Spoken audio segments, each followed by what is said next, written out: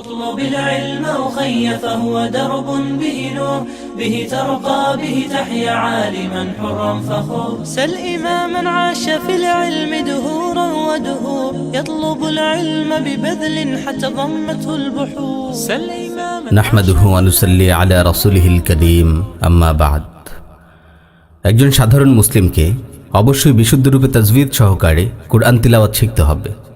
এটি সবার জন্য আবশ্যক। কুরআনের একটি উল্লেখযোগ্য অংশ মুখস্থ করুন যাতে নামাজে তিলাওয়াত করা যায়। পাশাপাশি পুরো কুরআনের অর্থ বোঝার চেষ্টা করুন এবং সম্ভব হলে সংক্ষিপ্ত তাফসিরও অধ্যয়ন করুন। এসব বিষয়ে অভিজ্ঞ কোনো আলিমের সঙ্গে পরামর্শ করে নেবেন।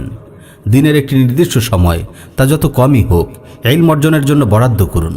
সবচেয়ে ভালো হয় যদি আরবি ভাষাটা শিখে ফেলা যায়, কারণ আরবি ভাষা জানলে আপনার সামনে ইলমের দিগন্ত উন্মোচিত হয়ে যাবে।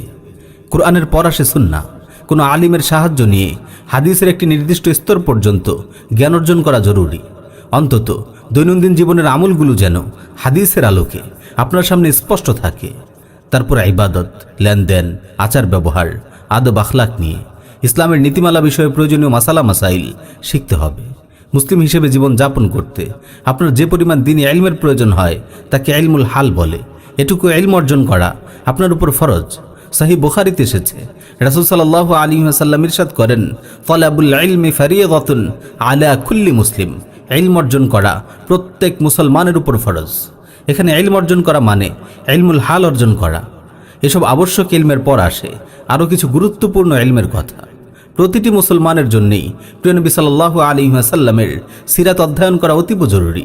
কেননা রাসূল সাল্লাল্লাহু আলাইহি ওয়াসাল্লাম হলেন পুরো মানব জাতির জন্য জীবন্ত আদর্শ।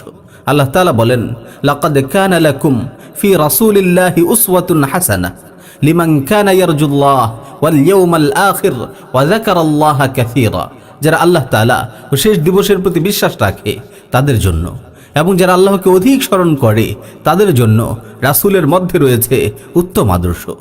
সহিহ মুসলিমে বর্ণিত হয়েছে, হযরত আয়েশা রাদিয়াল্লাহু তাআলা আনহাকে একবার জিজ্ঞেস করা হয়, রাসূল সাল্লাল্লাহু আলাইহি ওয়াসাল্লামের চরিত্র কেমন ছিল?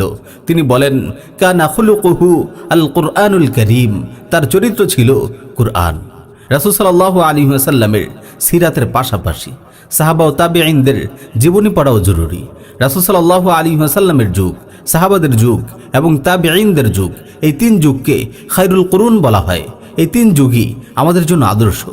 ইসলামের আহকামগুলোর বিশুদ্ধ প্রায়োগিক রূপ আমরা এই তিন যুগেই দেখতে পাই। এরপর আসে ইসলামের ইতিহাসের কথা।